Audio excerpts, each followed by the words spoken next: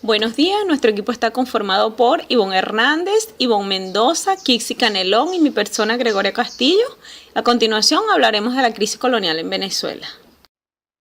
La revolución industrial es un proceso de evolución que conduce a una sociedad de una economía agrícola tradicional hasta otra caracterizada por procesos de producción mecanizada para fabricar bienes a gran escala. Este proceso se da en distintas épocas dependiendo de cada país.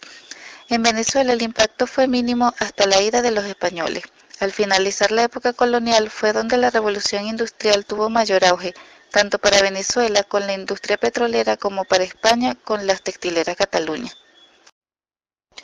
El sistema económico impuesto no solo en Venezuela, sino en América Latina, es el mercantilismo, un conjunto de medidas políticas y económicas aplicados para conseguir, mediante la intervención del Estado, la acumulación de metales preciosos y la tenencia de la tierra. La economía de las colonias americanas se fundamentaba en la minería del oro y la plata, la agricultura y el nacimiento de la ganadería, convirtiéndonos en una nación dependiente a causa de las exportaciones de las materias primas y las importaciones de los productos manufacturados. Buenos días, mi nombre es Gregoria Castillo y a continuación le voy a hablar sobre los impuestos en la crisis colonial en Venezuela. Toda mercancía saliendo o entrando tenía que cancelar un impuesto del 5%. Cualquier tipo de transacción generaba un impuesto. Los indígenas entre 18 y 50 años debían pagar sus impuestos. Se cobraba un impuesto a los artículos de primera necesidad, los cuales eran destinados para mantener la flota naval. Al tabaco y al aguardiente se le cobraban altos impuestos. Se le cobraban impuestos a los extranjeros por el permiso de entrar a América. El quinto de la mina. Este se estableció para pagar la quinta parte de cuánto se explotara en las minas. Fundición de oro. Se estableció un porcentaje elevado por el oro que era fundido.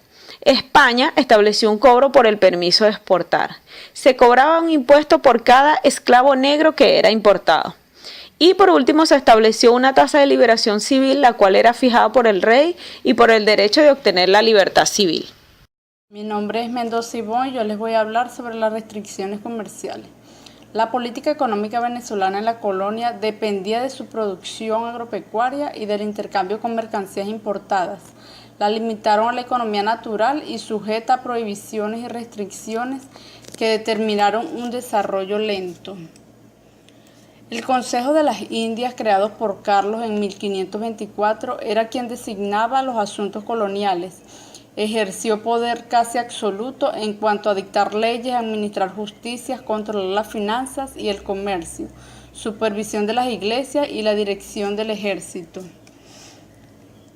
Las actividades comerciales estuvieron suspendidas al mercantilismo, lo que impedía el comercio de las colonias con otros imperios e igual de esas colonias entre sí. Igualmente, el transporte de los productos debía ser hecho en barcos españoles y de esta manera ejercía el monopolio comercial característico de estos países mercantiles.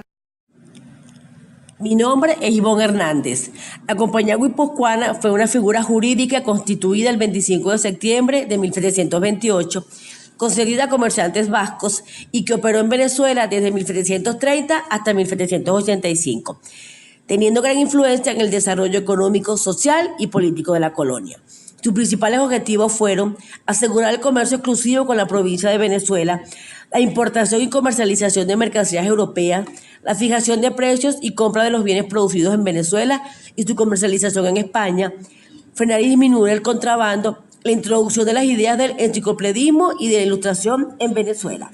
En cuanto al mestizaje en Venezuela, este se inició desde el desembarco de los españoles en las costas venezolanas. En la sociedad colonial de Venezuela hubo desde los inicios tres grupos étnicos: los blancos, los indios y los negros. Y de la unión de estos tres grupos se originaron los pardos. El mestizaje se originó principalmente porque en la época colonial solo vino a Venezuela población masculina. Solo podían venir a Venezuela también mujeres casadas con españoles o que hicieran vida marital con ellos. De igual forma, los españoles no tuvieron prejuicios en mezclarse con indios y negros. En la actualidad, la población venezolana es mayormente mestiza, un 67%, y el resto de su población étnica es un 21% de blancos, un 10% de raza negra y un 2% de raza indígena. Mi nombre es Mendoza Ivonne, yo les voy a hablar sobre la crisis colonial. Esto se dio en el año 1550 y 1810. Las causas fueron mestizajes generó las clases sociales, los conflictos entre los pardos y los blancos, los esclavos y los amos, los movimientos insurreccionales y rebeliones, el monopolio, los movimientos franceses liderados por Napoleón Bonaparte, la conspiración de los Mastuando. El 19 de abril de 1810 el Cabildo de la ciudad discutió sobre la realidad política de España. El 25 de abril de 1810 se forma en Caracas la Junta Suprema de Gobierno. Consecuencia, pérdida de 14.000 vidas. Se extinguió la oligarquía conservadora. Los ingresos eran escasos en un 75%. Consecución de la identidad nacional. Ocurrió los llamados movimientos preindependentistas y el 5 de julio de 1811 se firma el Acta de la Independencia en Venezuela.